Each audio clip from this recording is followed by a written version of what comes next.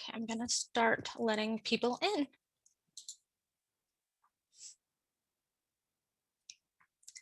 Good morning, everybody.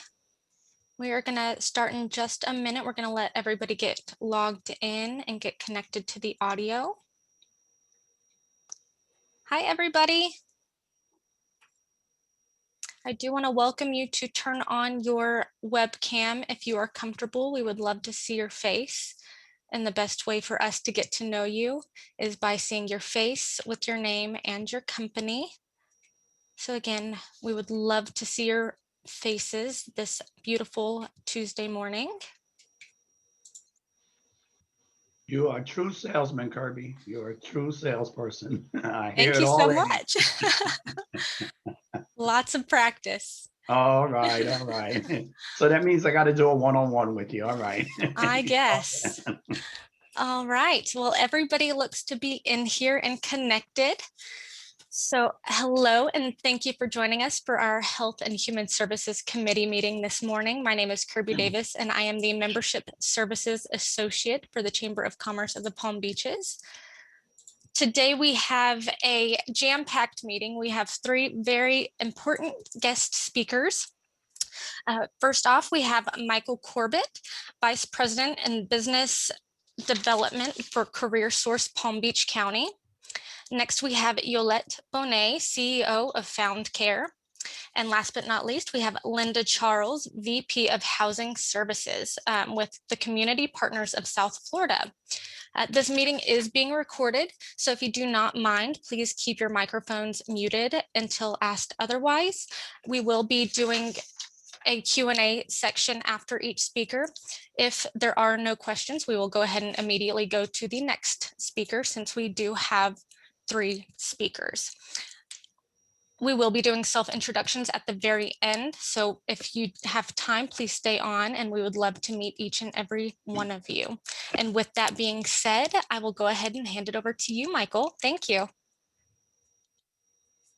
Great. Can everyone see my screen? Yes, we can. Very good. Okay. So thanks, Kirby. Thanks, Kelly, for having me again. It's always a privilege to present on what we're doing here in Palm Beach County as far as employment. I thought I would start first with the 29 top mega regions in the world. You can see a world map there. And believe it or not, over to the left where you see the United States, South Florida is the 23rd largest mega region in the world. We are on the stage with all the other areas and large regions around the world. And as we continue to attract businesses and residents, South Florida continues to grow.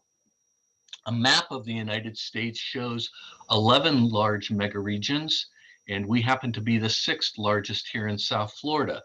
We compete economically with these regions to attract companies, to get them to move here and grow, hopefully. And I thought this was a telling slide. 1 year ago, this was the employment across the United States. You can see it was very healthy and robust. And sure enough, 1 month later, look at that map. We just were decimated with people losing their jobs, businesses closing, governments shutting things down. But fortunately, we have rebounded very nicely. You can see that our labor force is just over 10 million here in the state of Florida. Unemployment in the state is 5.8%, in Palm Beach County, 5.5%. We did lose over 1.1 million jobs here in Palm Beach County, as I showed, but we have gained back well over 700 jobs that we lost last year. At this point in time, there's almost 600,000 open and available jobs in the state of Florida, about 3,000 open jobs here in Palm Beach County. And the highest salary in the state is found in Palm Beach County at 56.4. So we're doing very well. Thought I would share a little bit about reemployment and unemployment. I've circled on this slide the number of claims that's been received in the state, the claims processed there in the middle on the left, and then the total claims paid. And what's telling is that number at the bottom that's circled. Over $21 billion has been paid between state and federal dollars out to people that have lost their job. And as far as I'm concerned, that's part of the reason our economy is still fairly healthy here in Florida, and specifically in Palm Beach County. I know they're looking at another stimulus package and that will add to it, but we're slowly seeing people gain employment. Our top industries that we focus on here with the Business Development Board and the Chambers of Commerce are all pretty much high skill, high wage jobs. Healthcare, IT, manufacturing, professional business services, finance and construction. And then hospitality was obviously the industry that just got rocked when this all took place, but it's starting to slowly come back. Some of the services and programs we provide here at CareerSource, we really focus on people that are looking for employment. We can find them training programs, certification programs, all the things necessary that we can usually help pay for. And then there's career prep for youth and young adults. There's a disabilities and special needs program we offer. Veterans, very strong in that. Reentry, people that are incarcerated coming back into the workplace. And then grants and scholarships that we can provide to individuals. I love to do virtual job fairs, and I thank Kelly and Kirby and the chambers for all supporting these and pushing these out. And that's part of the reason you're seeing unemployment drop. We have a great virtual job fair coming up on the 17th next week. It's focused on professional business services. Think of banking, finance, insurance, engineering, architecture. Love to do virtual job fairs. In the middle there, the Mayor's Village initiative that we continue to work on to help young Black men find their right career, their right path in life. And then last week, we did a great event for Tesla, their solar energy division. They're going to be expanding across the state of Florida. A lot of different and available jobs. We'll continue to do these events for Tesla. We have a Claim Your Future showcase coming up next Tuesday with the BDB, the school district, junior achievement, and the county.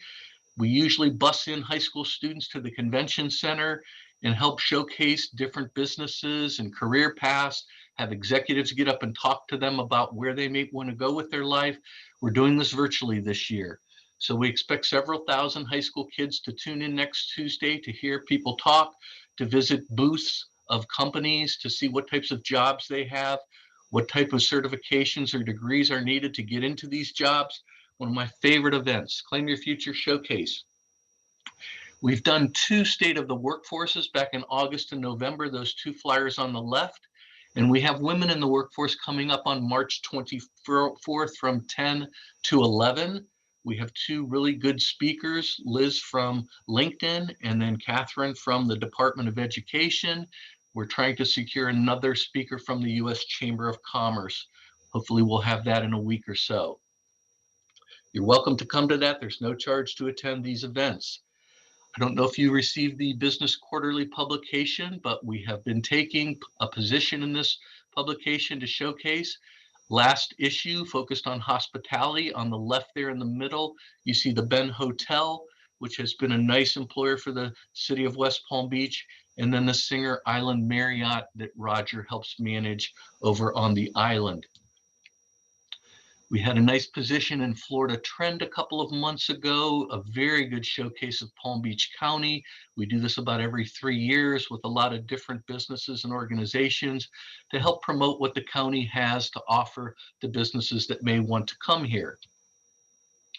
And then, as you probably are aware, I hope so, that all these financial service firms are looking at West Palm Beach and Palm Beach County. These are great companies that are departing New York, New Jersey, Connecticut, Massachusetts. We're even starting to have companies from California take notice because people are fine with working remotely. These are great jobs. Wanted to just showcase the gig economy. As this pandemic has spread, we're seeing more and more workers that are able to work from home. This now represents well over 25% of our workforce here in Palm Beach County in the state of Florida. Through CareerSource Florida, we're starting to offer a toolkit for gig workers, independent, freelance, side hustle type people. But that will grow, and always want to keep an eye on that. I'll leave you with a couple of success stories. Integrity Implants up in Palm Beach Gardens. Kelly and her staff, Robert Mino, attracted this company. We're starting to work with them on some pre-apprenticeship programs. And then NYU Langone and Boynton Beach a really good find for Palm Beach County and Boynton Beach coming to our area, employing well over 500 jobs. It's a nice position that they have out in Quantum Park, and we're happy to continue helping them grow and expand. Lastly, just a schedule of the events that we're doing in the first half of 2021. So keep an eye on that. I'll continue to send the flyers to Kelly and Kirby to send out to you. But we like to say that we're growing jobs across Palm Beach County. So Kirby, I'll pass it back to you. I hope that was informative. Very informative, and thank you so much. That was so much information. And again, this meeting is being recorded and will be posted to our YouTube channel and on our website. So if there are any questions, please feel free to raise your hand or unmute yourself or put it in the chat.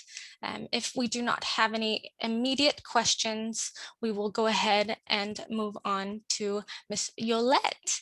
So Yolette, oh, you are muted. Yeah, good morning, everyone, and good morning, Kirby. Thank you so much for giving me the opportunity to present a little bit about FoundCare and what we've done in the community and how we tie it in with some of our community partners, and two of them on this call today. So with that, here we are. Our mission is to fulfill unmet healthcare needs and social services of individuals and families in the county, and you will see how we do that. So Palm Beach County, we know that this is our population. It's probably grown now that everybody wants to come to Florida now. So I don't know what it is. I'll wait for the census information to come. You know that we're one of the largest land masses of the Mississippi. Since healthcare is my that's what I do. So we know there's about 17.4 individuals who are not insured in Palm Beach County. That number may have increased because of COVID and some of those folks that have been displaced from their jobs. So we'll wait to see those numbers. And we also know that 12.2% of the population live in poverty. Okay, so who is FoundCare? So we were founded in 1985 as the Comprehensive AIDS Program of Palm Beach County, Florida. And the only thing we did back then is basically help people die with dignity. It was a group of concerned citizens actually got together and created the Comprehensive AIDS Program because back then people were just being looked down upon and such a stuff. But excuse me for a minute, I just kind of got myself together. So it takes a while to warm up. So then in 2001, I was hired by the Comprehensive AIDS Program, came down from New York, and the board was trying to figure out how do we move the organization together and make it relevant within the community, and primary care was definitely the piece that was missing.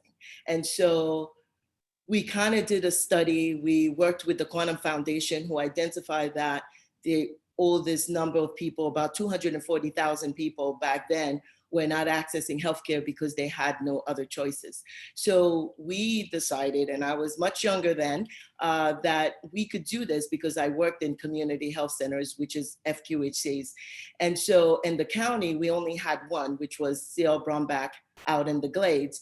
And then we decided that maybe we needed to become more, they should have more federally qualified health centers because that would kind of draw down federal funding to assist us in doing the work. So we then started parlaying the idea around the whole county and educating people about federally qualified health centers. In 2009, we began providing services, even though we were not a federally qualified health center. And then we changed our name to FoundCare because folks were asking why a comprehensive AIDS program wanted to provide primary care to general population. So then we had to kind of change our name. In 2010, we became a federally qualified health center lookalike, which means that we had all the items that was needed to become a full FQHC, but we didn't have the resources or the dollar from the federal government. Then we were running 2 organizations, and then we decided that maybe that wasn't the best thing. And listening to our HIV patient who said they don't want to be singled out, so that why don't we fold both organizations into one? And that's why we merged in 2013. And luckily for us, at that same time, we became a full federally qualified health center. And then in 2015, we had our second site, and the rest is history. And the benefit of becoming FQHC, besides getting some funding for it, our employees become federal employees. So if someone decides to sue us, they're not suing the federal, us per se. As long as we stay within the scope of the work we're supposed to do, they are suing the federal government because our employees are federal employees. Next. So we are currently we will have 6 sites in the county. We used to have a site in Palm Beach Lakes High School, but because of COVID, we had to stop providing services there. But mostly the site there was really handling STDs or sexually transmitted diseases for the kids that were in the school, but it was a needed service because my providers were always busy. But right now, because of COVID, we kind of took a step back. So these are the places that we are currently operating, and one coming online right on Okeechobee Boulevard. We don't just arbitrarily pick up where we actually provide services. We do a needs assessment, and the need has to show that we have underserved community or folks with lack of access. So we have a North Palm Beach office. We have a pediatric that's north of North Lake is the North Palm Beach. Pediatric North is located within the St. Mary's campus at the Molly Wilmot Center. I mentioned the Okeechobee site, which is going to be at the Citibank building. It's our building, so we're currently renovating it. And the reason that site was selected, it's right in front of Century Village, which has a large elderly population. And across the street going forward is Westgate, which has a large uninsured population as well. We are located in Palm Springs, which is close to Lake Worth, Green Acres, in those areas. And we have a site in Boynton Beach, but we do only support services at that site, and also in Belgrade. So we always look at the census tract and zip codes of the areas of needs before we actually place a center there. So that's why we're located in these particular areas. Next. So the type of services we provide, and our services, we are not a free clinic, because a lot of people think, well, we're a free clinic. No, we're not. We based it on a sliding fee. So our sliding fee is based on your income and family size. And of course, there's a whole formula that goes into it. But if, let's say, you slide to 0, every service we provide to you will be maybe $25. Well, $25. And regardless of ability to pay, we do not turn anybody away. So we serve people, believe it or not, on Palm Beach, as well as people everywhere else in the county. And sometimes we have folks coming from Broward as well as Treasure Coast to come and get our services. We are open, we are accessible, because we are open on, that's a little wrong there, but Tuesday, Monday and Friday, 8 to 5, Tuesday, Wednesday, Thursday, 8 to 8, and Saturday, 8 to 1. The whole idea is that we want to become an ER diversion. So we don't want people to go to the ER, but so if you have access, they come. So all our providers or doctors and nurse practitioners and physician assistants are board certified, and some of them have admitting privileges in some of the hospital, such as JFK, Palm Beach Gardens, Jupiter, and St. Mary's. Next. Sorry. Going back, go ahead, go back. The type of services we provide: adult primary care, pediatric, chronic diseases such as HIV and other chronic illnesses, behavioral health, big for us lately. We're like scheduled out until April. Women's health is a new one for us, that we've been able to assist women that otherwise would be pregnant and don't have anywhere else to go if they're not insured. We also do dental. We have an on-site pharmacy, because the whole idea is to create a one-stop shop. And what we were finding is that someone will come and see us because they got a ride that day because they weren't feeling well, and we would prescribe the medication, but they would never get the medication because they couldn't afford the medication. That's one. Or secondly, they couldn't get another ride to go pick it up. So by having that, we're able to safeguard these folks by providing medication for them as well. Infectious disease, of course, we do that. We have a large chronic and diabetes, high blood pressure, the typical that you have in the community because of the way people eat.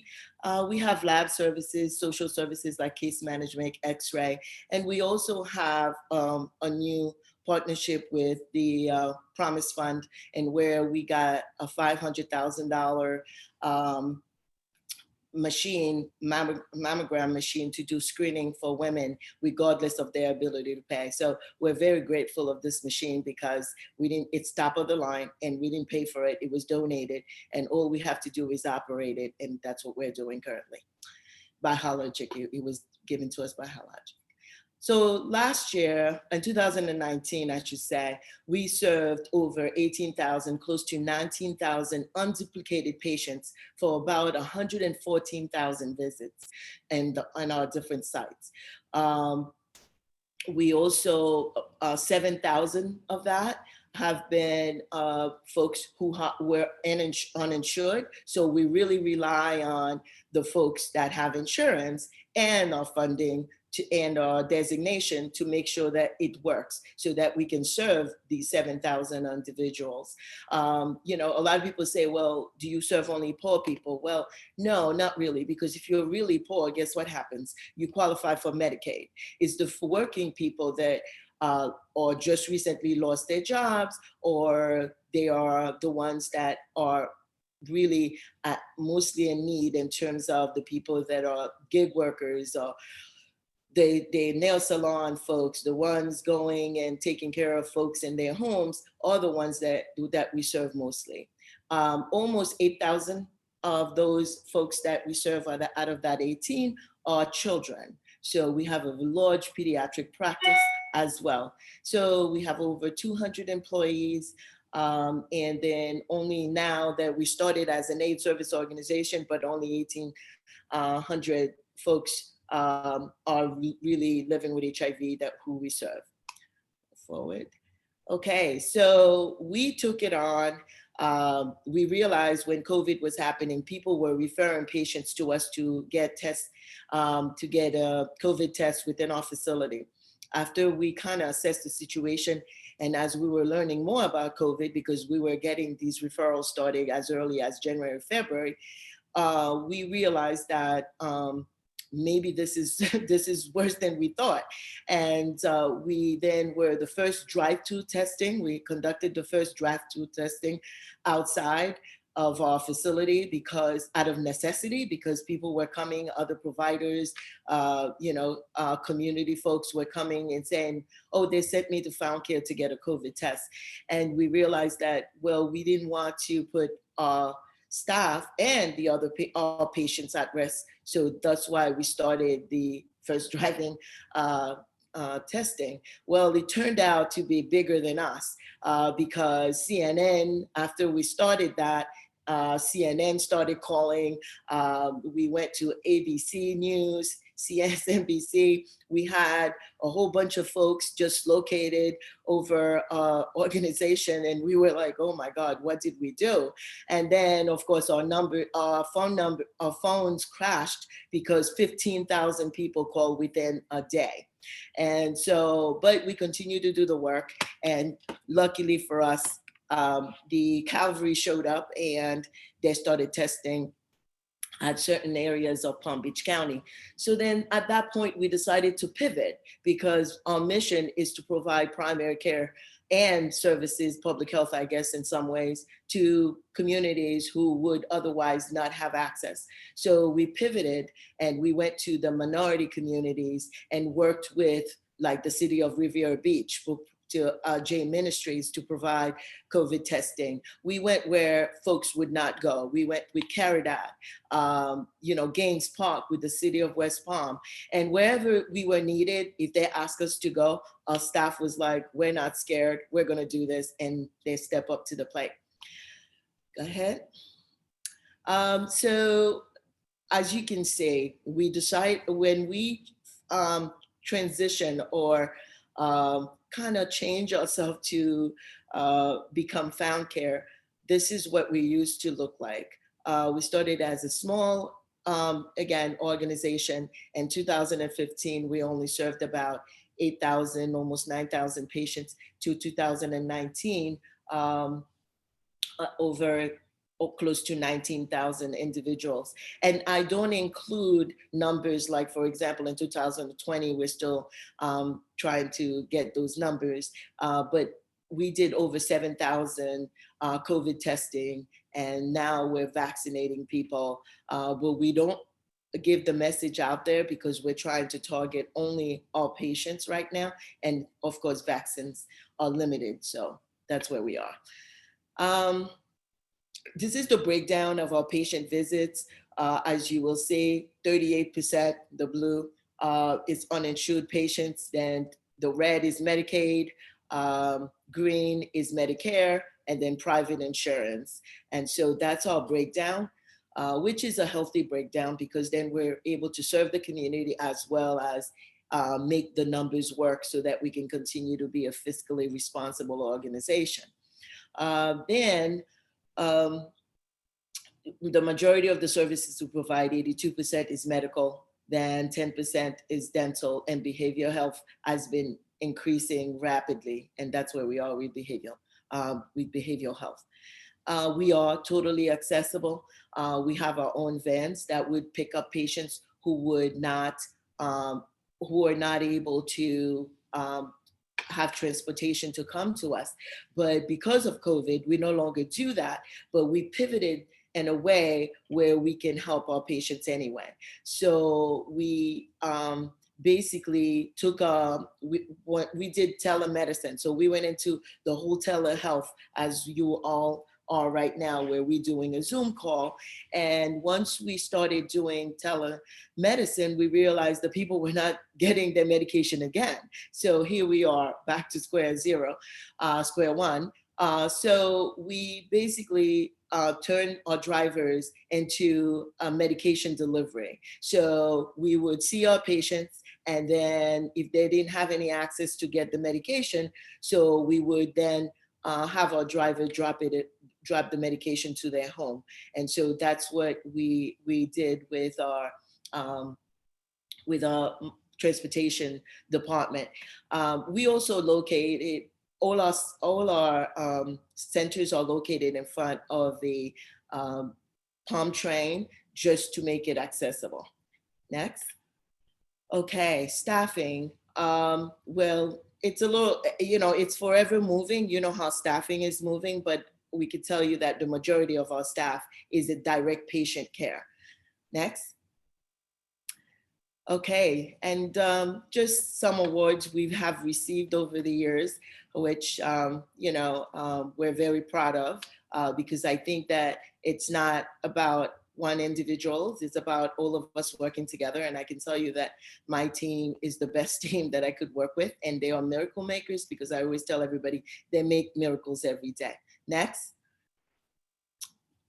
Okay, so financially, so this is how our financials have grown over the years as well as a non-for-profit. So from 2015 and how it's doubled and kind of tripled. Then when we said that we are we are worth what we do, if you take the emergency room, this is the average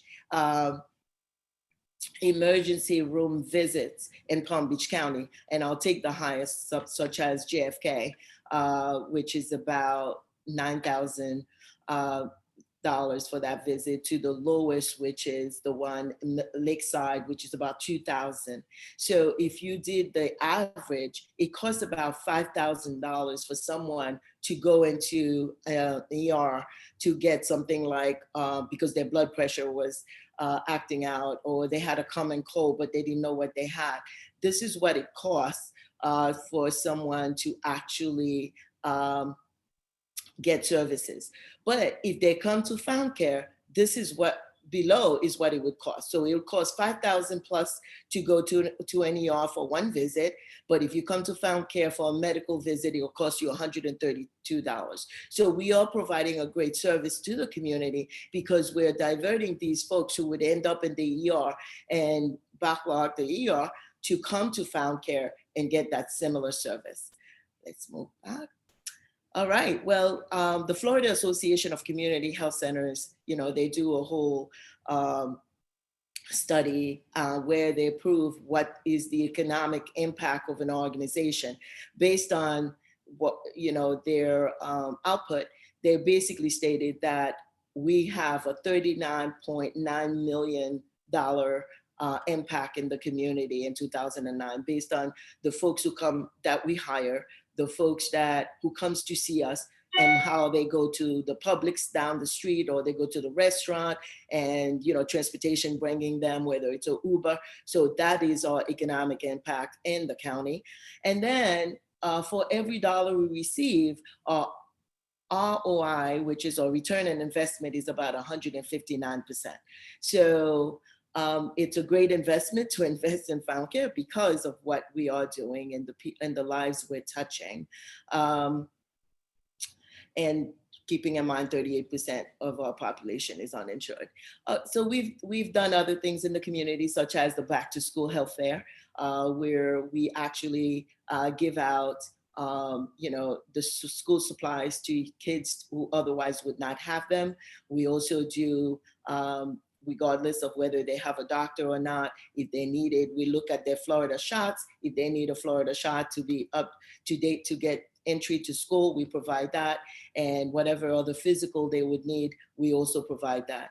Once a year, we have an event, a fundraising event. And this year, we could not do the fundraising event, but hopefully the next years we will have it. We call it À votre santé, which means to your health. And so the whole idea is that, if everybody touches everybody else, we all be healthy. So that's the idea of À votre santé. And the new building that's coming online, wait for it. We would love to invite everybody for a tour, as well as to basically come and see what we will be doing there. And of course, invite you to see our providers, because as I mentioned, all our providers are board certified, top of the line physicians. And this is where you can find us. This is our website and all these other places that you can follow us. And thank you for the opportunity to present FoundCare. And I just want to say that it's been an honor for me to be with these folks who are on this call today presenting to you, because we've worked together. CareerSource had, during COVID, had a facilitate us by providing medical assistance, as well as security guards and some other folks that we would need because of the fact that we were taxed and our staff was really taxed during COVID. And housing partnership, we also work with them to provide housing, and they also worked with us with providing some support in terms of that. Thank you again. Right, well, thank you so much. And I'm just watching the comments. They're just blowing up with how great your organization is and how just amazing you and your team are. So congratulations on that. That is such a great reputation to have. I do see, David, you have your hand raised. Do you have a quick question? Yes, I do. First of all, I've never met you, and I am just blown by what you're doing in your community. Greatly, greatly appreciate it. And I definitely need to talk with you, because a lot of these nonprofits have been hurting during this time, and we're doing virtual fundraising events to help you and your business. So I definitely need your information to talk offline. I just want to commend you. Thank you for what you're doing in the community. I'm kind of choked up from this. So I just want to let you know, thank you. And I look forward, and please, I'll work through Kirby to get your information, but my information, I'm an open book. So give me a call. Let's see how we can make this work to better the total community. Again, thank you. Thank you so much. Thanks, David. Are there any other questions? I'm looking in the chat. If you would, you can turn on your microphone and say a quick thing, but if not, we will move on to. Hello, Yes. my name is Andy, and I'm a blessed FoundCare patient. And I have a quick question for Ms. Bonnet. How are Okay. you? Hi, how are you? Great, so nice to see you. You look great. Thank you, I'm feeling great. Thank God for you and all your providers. You guys literally saved my life and turned my world around. So thank you. You know that. Same. Oh, My I quick, can't my make that heart shape yet. I got to figure that out. And I'm an engineer, and I can't figure this out. leave that to us. You just.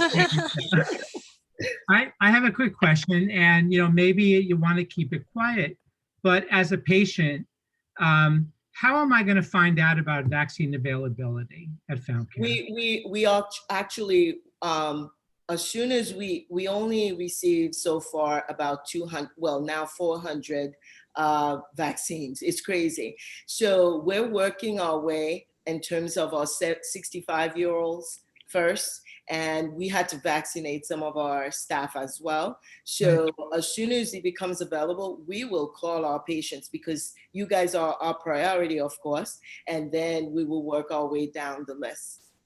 Thank you very much. Quick question too on that front. Are you taking people that have previous conditions that are close to 65, or are you just going to stay focused on those that are over 65? Well, the bottom line is, we so much controversy about taking people who are younger and everything else. So we're going to stay within the guidelines, because right now we don't have, it's not like we have a lot of vaccines anyway.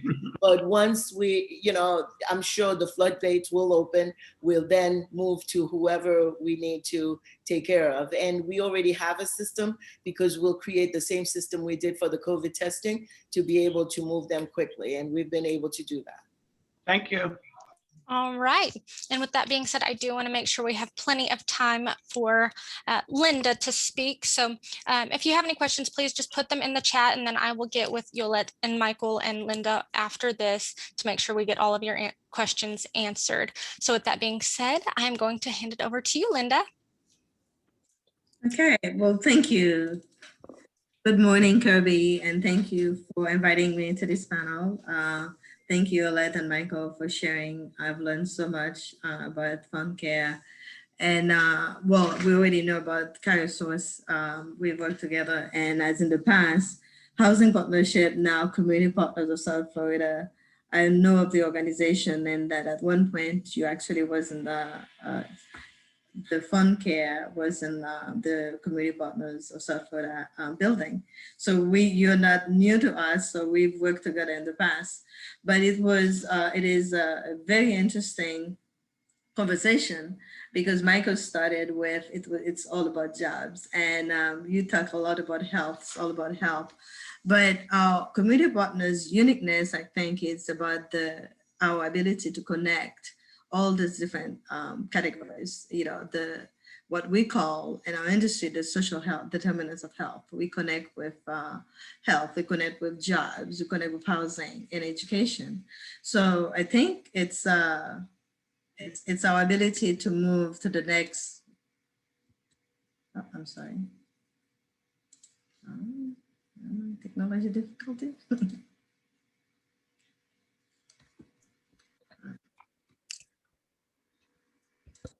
Lynda, would you like me to pull it up? Yes, please. I don't know where I am. All right.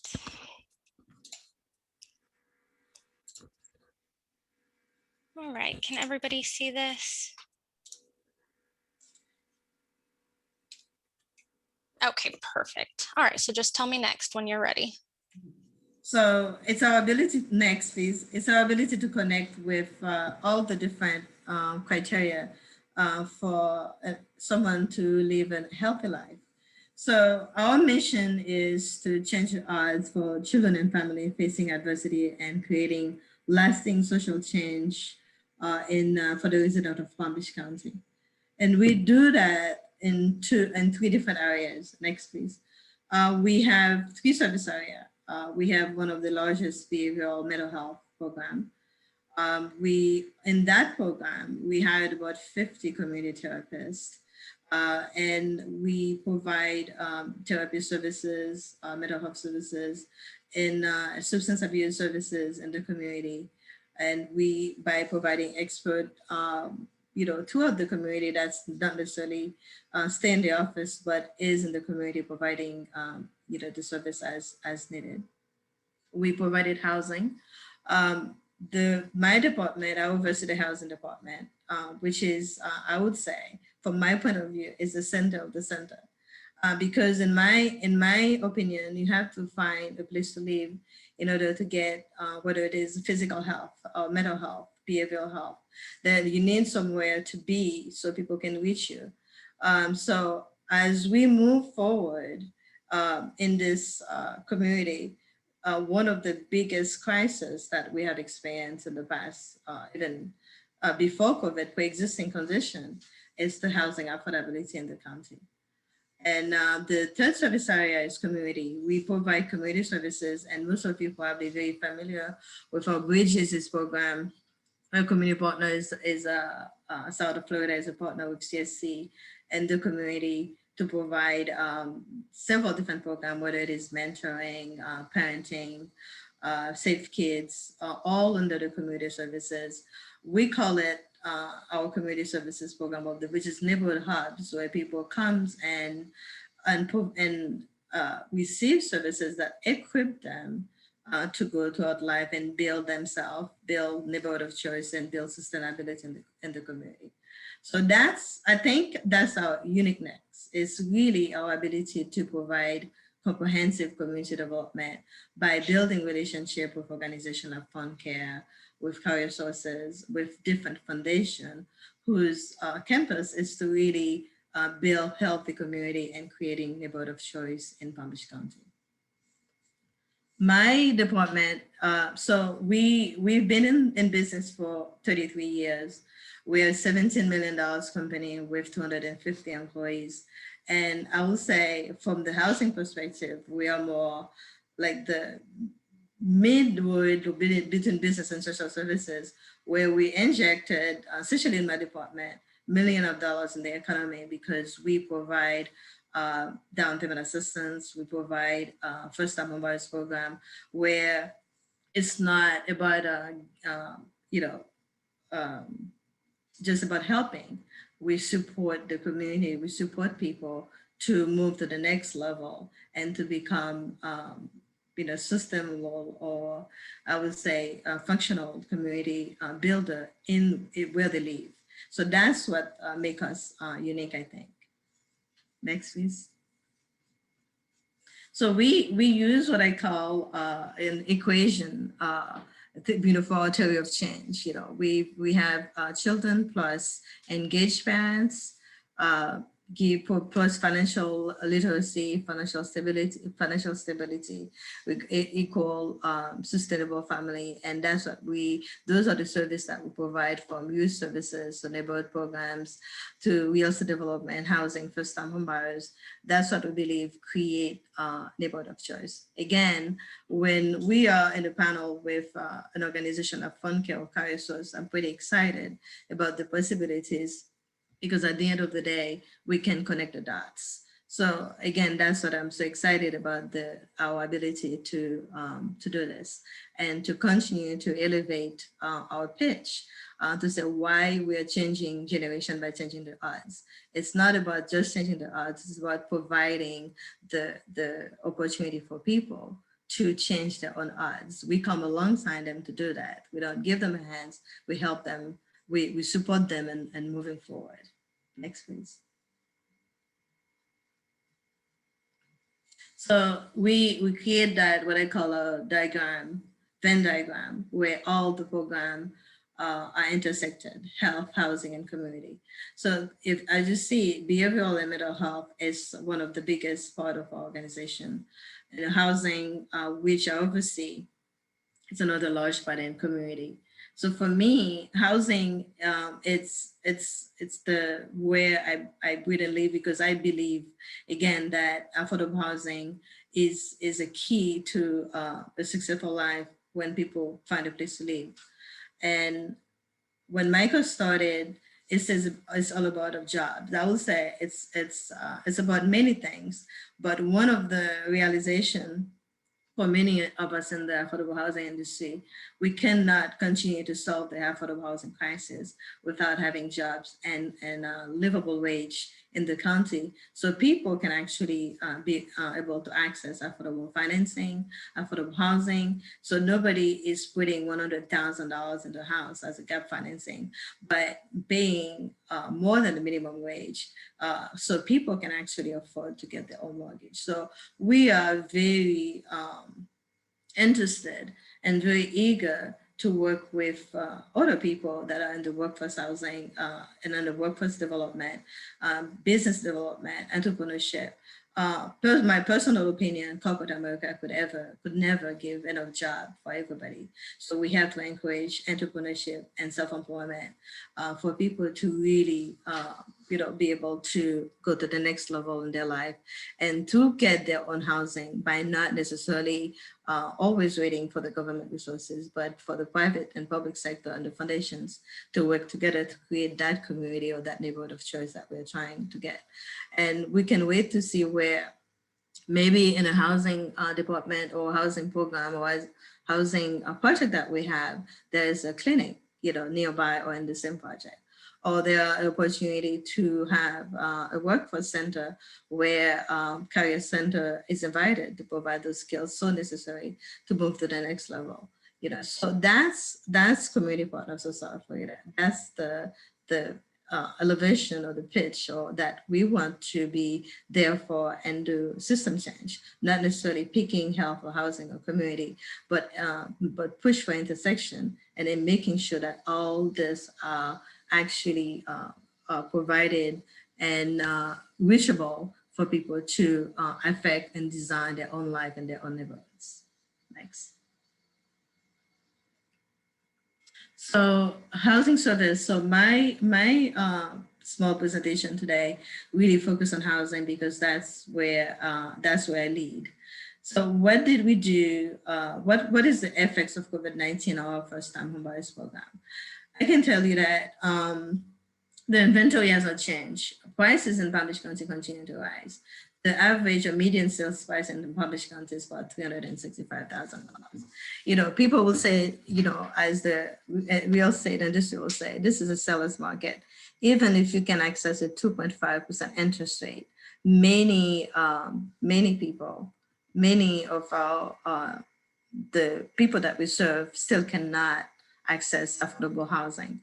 89% of the people that we work with in our program make $60,000 or less.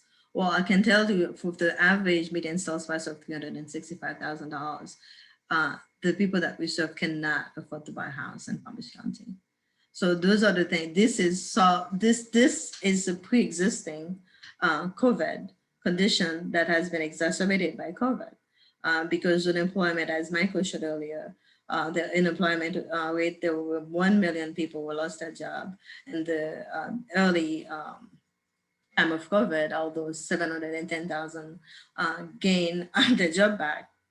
But I wonder, if it is the same type of job, if the income is the same, or if they had to take, lower income jobs in order to survive. So, but what we are seeing in our market, a lot of people that have started the program, next week, and that started the program has not been able to finish because they are hesitant. Even if they keep their job, they are hesitant to embark in one of the biggest purchase or major asset building that they're going to do in their life. So yeah, but the interest is low, but we have tougher credit requirements. We also see that the lending institutions are contracting. Many lenders are require higher credit score now in order to do a loan. So those are the things that happened during the pandemic, but none of them, I don't think it's new, because those conditions existed, at least in the housing market before COVID. COVID only exposed it and exacerbated. And so that's where, when we are doing that kind of presentation, we cannot just only be in a crisis mode. We have to think about what happened before. And do we make sure that we have a system in place that doesn't happen again. Next, please. So, so I already talked about clients have commitment but cannot find a home. You can get a commitment letter, because that's what we do. We can get financing, but they cannot find a place to stay. So that's basically where, and our Black and brown community are affected the most in this pandemic, because that's necessarily where we work. And the reason for that is because the existing conditions are already there.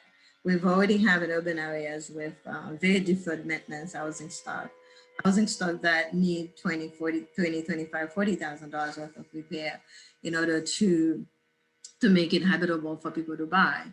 So again, those are pre-COVID conditions that existed, and COVID only made it worse. Next, please. So, and in the rental market, it's even worse. We have in Palm Beach County, and I know that many of you may know of Housing Leadership Council. I'm privileged to be on the same committee. They just commissioned a study that's being published probably this month. Part of the synopsis, just summary, for a 2-bedroom apartment, in Palm Beach County, you need to make about $26 in the first place to really per hour to be able to get an apartment in places, in certain places.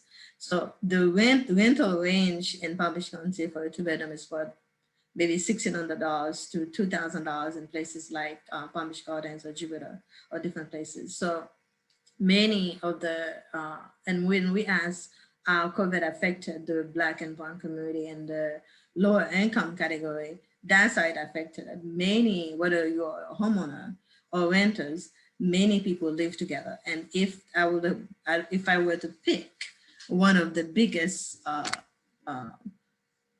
effect of COVID on our housing market, that's what I would say. We have multi-generation living together, whether it is they own a home or rent a home. We have multi-renters, young people living together because that's the only way they can afford their apartment where they want to live. So when you have that and you have an infectious disease that's so easily transmissible, that you have households that have that kind of, everybody gets sick. So overcrowding was a big issue in our community. When they were affected by COVID, because people cannot afford to pay rent. Next is, so supply is tighter. People are not living due to moratorium. Many people are not living in their apartments, whether or not they can pay. And landlords could not kick anybody out because there's a moratorium, and they would not do that in this time of COVID. That would be not very compassionate. But one of the things that I wanted to point out as well, the small landlords were struggling as well.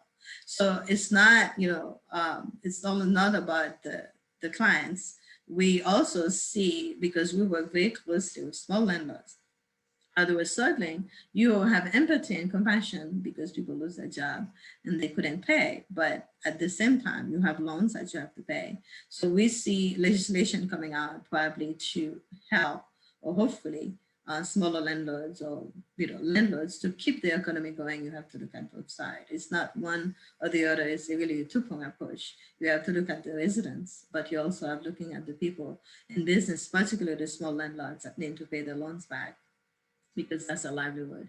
Imagine that you live in a place where you have a duplex. You live on one side, and the other side is really to help you pay your bills, but yet your residents or your tenants cannot pay. And that makes it very difficult. Next, please. So what did we do? What did we do during the COVID to help? So we had housing assistance. So the private sector, the bank mostly have done phenomenal, I would say, on the forbearance and deferment. They have learned from the 2006 crisis and they have done better. Kudos to them that a lot of people have gotten forbearance and deferment, and it was easier, much easier, accessible for that because they have learned how to do it. The Palm Beach County, to the CARES Act, have responded very well as well. I know they've gotten about $40 million in the first 10 months, and $20 million went to the mortgage assistance, which Community Partners was one of the agencies that's provided counseling to help people access this money and the mortgage assistance. So that was really a great opportunity for residents not to lose their home, to maintain their home. They receive up to $10,000 to pay the mortgage during that time. We did also, next please, we did also rental assistance. We are one of the selecting agency that works with Palm Beach County Community Services, where they did a phenomenal job on dispersing the money. It might have been a little bit slower in the beginning, but they were able to spend about 25 million, help almost 5,000, more than 5,000, 6,000 people, providing $10,000, up to $10,000 in rental assistance. I could say based on who we serve, because we serve the extremely low, we have a supportive housing program. We serve, like I said, LMI, low and moderate income. If it was not but for these programs, we would probably see a lot more hurt in this community.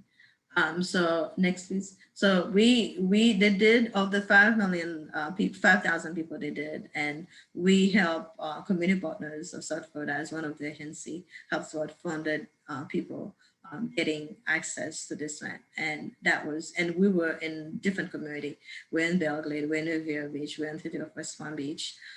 So it was very humbling for us to be able to do that, but we're also very excited. But because our clients were doing that, but who was a little bit more affected were the people in our supportive housing program. We have 2 supportive housing projects that we serve people.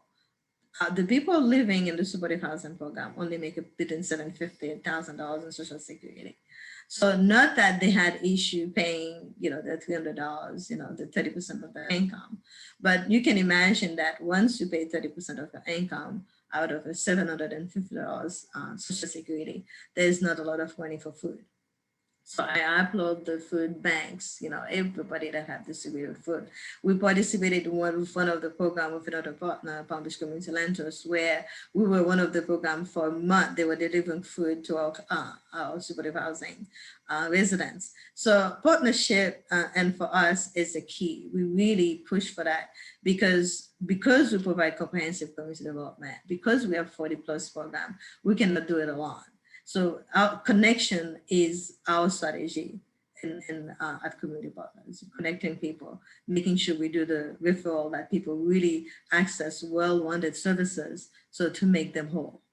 So that's I think that's phenomenal for us, and that's probably one of the reasons that attracted me to this organization 4 years ago. Next. So gap in the process. I wanted to talk a little bit about the gap in the process because I know that the people on this panel and the people listening are influencers. So there's a gap because one of the things that you'll see that, there's the mortgage assistance, there's the rental assistance and everything, but people were moving on. Some landlords, believe it or not, are not renewing people's rent. So they're not renewing people. If they were not getting paid, when your list comes up, they're not renewing your rent. So what do? You need deposit first and security. In Palm Beach County, or most larger landlords or the apartment complex, they need 2.5 or 3 times what you make in order for you to rent a place.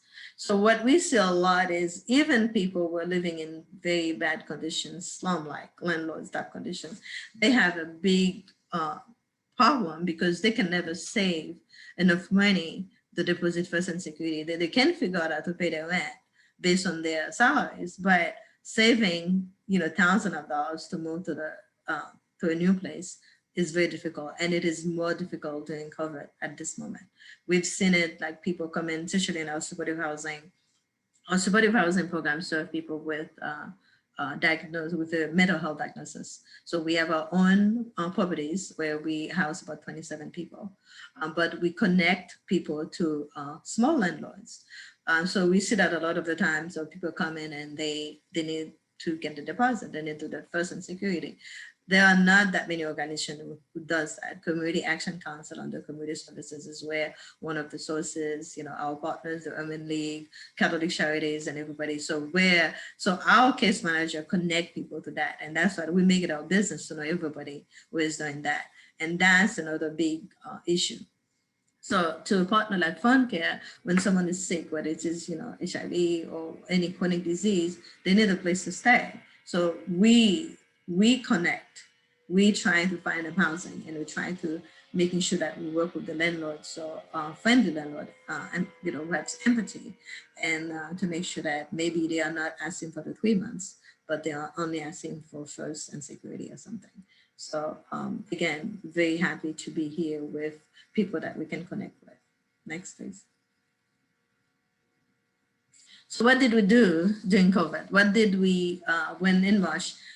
From March 18, we were able to fully work remotely.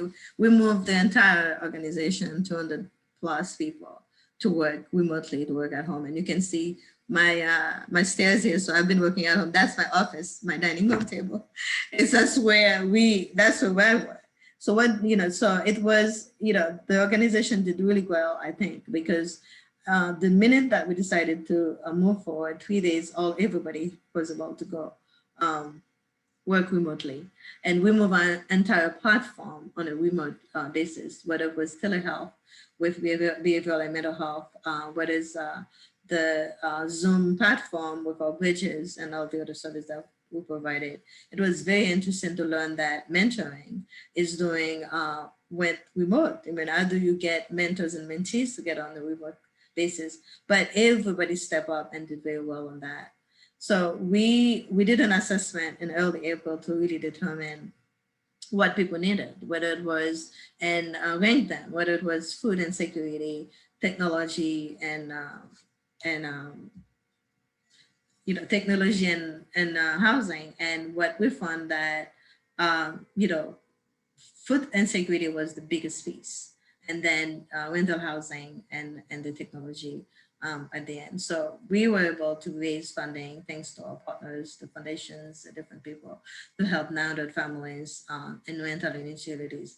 And the great thing that we did also at the company, and kudos to the senior leadership, we opened that also to our employees. Our employees were hurting, were able to access this funding. And let me say here also, many of us working on the social services, the employees are also the clients. So it's not like they make tons of money.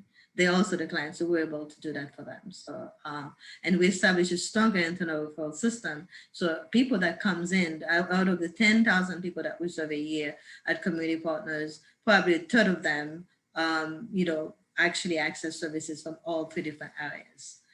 So once we do that, our internal referral system makes it work for us. Next, please. Next. So I just wanted to say, what do we do now? So I was watching my favorite show yesterday, and one of the things that came out is like, I think we do what we can, with what we have and where we are. So everybody can make that difference. Everybody can be a partner in this changing time, especially when things are done online. You don't have to drive your car to deliver food. You can order and everything. So I just wanted to leave that with us. Housing issues did not start with COVID. It's really was already there. And that's everybody's problems because, if our prices continue to rise so much and we're not offering housing to the bottom, 30% and below, no rental, no supportive housing. I believe that anybody making 30% and below should be in supportive housing because they need the extra help. And they should be able to access FoundCare at 1/3 of the cost that they will go to the hospital. So I really believe that connection for us and partnership is our strategy. CP being a thought leader to really making sure that we are connecting, meaningful connection. And so that's where I will leave you, is really, do what you can with what you have and where you are. And I think my information is on the next slide. So this is me. I'm the Vice President of Housing Services. This is my information. And we are certainly on Facebook, Twitter, and all the good social medias. So thank you all for listening to me. All right. Well, thank you so much. And thank you, Yolette and Michael, also for joining us today. I do realize that it is a little past 10, and I do apologize, but I wanted to give each speaker an equal opportunity to get their presentations out there, because it is all very important to us and the community. So I do see that we have some stuff in the chat. Let me stop sharing my screen. Okay, so I don't see any questions, so I'm going to go ahead and again, thank you to each of our speakers, Lynda, Michael, and Yolette, for joining us today. Our next Health and Human Services meeting is going to be on March 16th, again from 9 to 10 a.m. via Zoom. We do have a few other events coming up this week and next week, so please take a look at our event calendar on our website.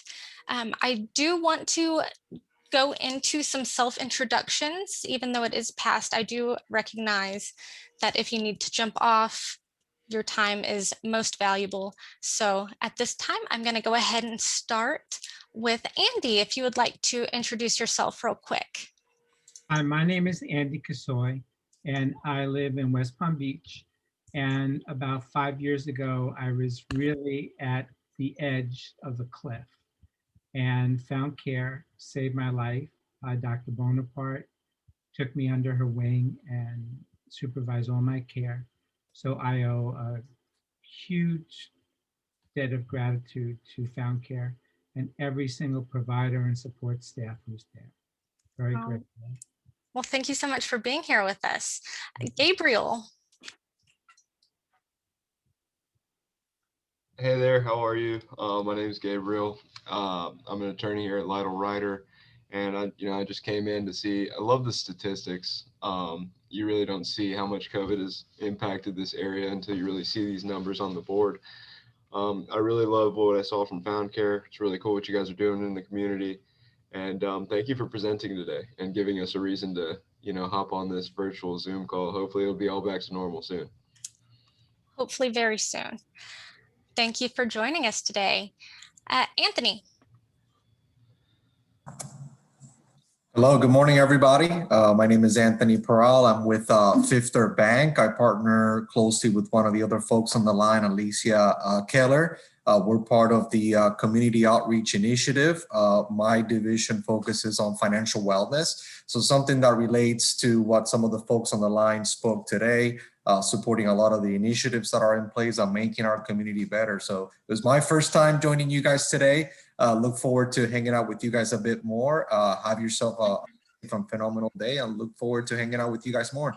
All right. Well, thank you so much for joining us. We are so happy to have you. David. Okay, good morning, everyone. David Reese, Land Infotech. We are your technology provider. We do IT managed services. And during this pandemic, we're working with our nonprofits to help them find grants for free and help them with virtual fundraising.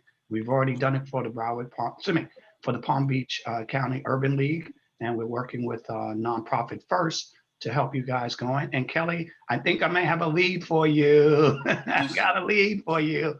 So that's it on my end. I look forward to meeting with you guys. Yolette, you guys are doing a fabulous job. I'm looking forward to working with you guys. I think it's something that's needed in our community. All right. Well, thank you so much for joining us, David. Cecily. Oh, you are muted. There you go. Yes. Cecily Frontalman, Eye Center, my very first time on the meeting. So excited. And I appreciate all the information that all the presenters shared. Would love to get business cards and information from them so I can share in our office. We're a provider eye care, Milliman Eye Center. and community relations liaison. Thank you. And I'm sorry, you cut out. You were with Middleman I? Yes, Middleman I. Okay. Well, thank you so much for joining us today. We are so happy to have you. Thank you. And then Lisa. Hi, good morning. Lisa Keller with Fifth Third Bank in West Palm Beach. And as my partner Anthony stated, he covers the South Florida area for financial literacy and wellness, and I do it on a local level. So I was really impressed by the entire panel and just really amazed by the statistics that Michael Corbit provided on employment in this area. And it gives me a lot of hope that there's more to come and a lot of good stuff to come. Thank you. Thanks, Lisa. And Lisa is also an ambassador with us, so she does a lot of stuff for us. So thanks, Lisa. Rachel. Well, good morning. My name is Rachel Latibaudier. I initially came in just to support my mother, Yolette Bonnet. I'm a ICU doctor here at Wellington Regional, but I'm glad to hear, all these other people that I was able to meet virtually. It's my day off, so that's why I'm not on the camera.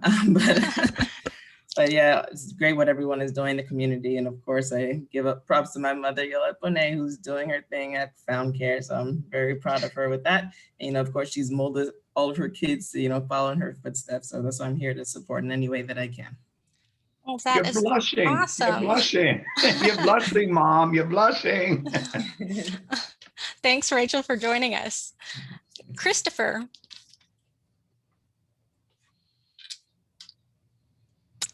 Give Christopher a few seconds to see if he can unmute. As we're waiting for Christopher, we will go to Doug. Doug, can you unmute yourself? Hello, good morning. I'm just happy to be a part of this. I'm new to the West Palm Beach area and to the YMCA of the Palm Beaches. With COVID, it's been tough to get out and kind of meet new people in the community, but happy to be a part of the group and listening to what some other nonprofit leaders are doing and just trying to figure out how the YMCA can support everyone else in their nonprofit ventures as well. All right, well, thank you so much for joining us, Doug. Deborah. There you are. Oh, you are muted though. Oh, There we go. Sorry about that. Good morning, everyone. Sorry, I'm at home, as you can see, working hard, but I just wanted to pop in just to say thank you to all of the presenters. We have a very fond relationship with FoundCare, and we have worked with them and on the federal level to make sure that we're doing everything we can to make sure that we secure funding and whatever we can do in the community to help them. To all the presenters, we thank you on the housing front, on the healthcare front. It is very passionate for the Congressman. I'm his district director here in the West Palm Beach area for Congressman Alcee Hastings, and everything that we're doing to make sure that our constituents are receiving the care and the housing and whatever we need on those fronts to make sure that they are taken care of. So we appreciate the efforts and the contribution that all the presenters have made to make sure that the people in Palm Beach County are receiving high quality care and services that is needed throughout not only Palm Beach County, throughout the state. So this is definitely a role model for other entities and other areas to show that it can be done, it is being done, and it will continue to even grow further. So thank you guys for letting me pop in here to say thank you on behalf of the Congressman for all that you're doing. We appreciate you and everything that you're doing, and we want everyone to remain safe and stay healthy. Wow, that was fantastic. Thank you so much for joining us today, Deborah. Rebecca. Hi, good morning. Thank you so much for having me. As Rachel mentioned, I'm also working from home, so that's why my camera is off. I am a registered nurse. I'm actually in the Treasure Coast, so it's amazing to hear Miss Yolette mention that some people from the Treasure Coast go to FoundCare to obtain the services that they need. As I mentioned, my name is Rebecca. I am a registered nurse. I am the owner of Precise Care. We are a home care agency. And I'm also the founder of the Haitian American Nurses Association of Palm Beach. Basically, it's a bunch of us nurse practitioners that, out in the community, providing education and, assist you know, with healthcare and things like that. And a few years ago, I did volunteer at FoundCare at one of their back to school health fair, and you know, we hopefully get to partner up with them again to assist with their back to school health fair. Thank you so much. Everybody did a wonderful job in the panel, and it's great to hear all the resources that are available out in the community. Thank you, and thank you. Thank you. Thank you for joining us. Dorothy. We'll give her a second to, there she goes. Yes, how are you doing?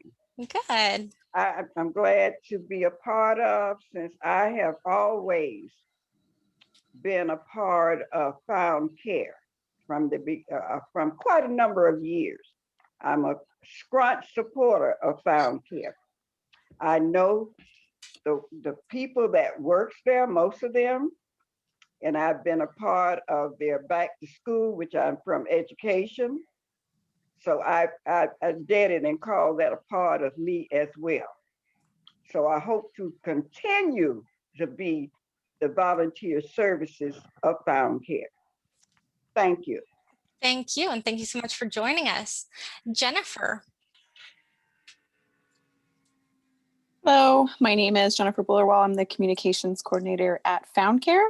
So thank you so much for having us today, Kirby. Thank you so much for joining. And I'm going to give Christopher one more shot to be able to unmute if he can. All right. Well, again, thank you so much to each of our speakers.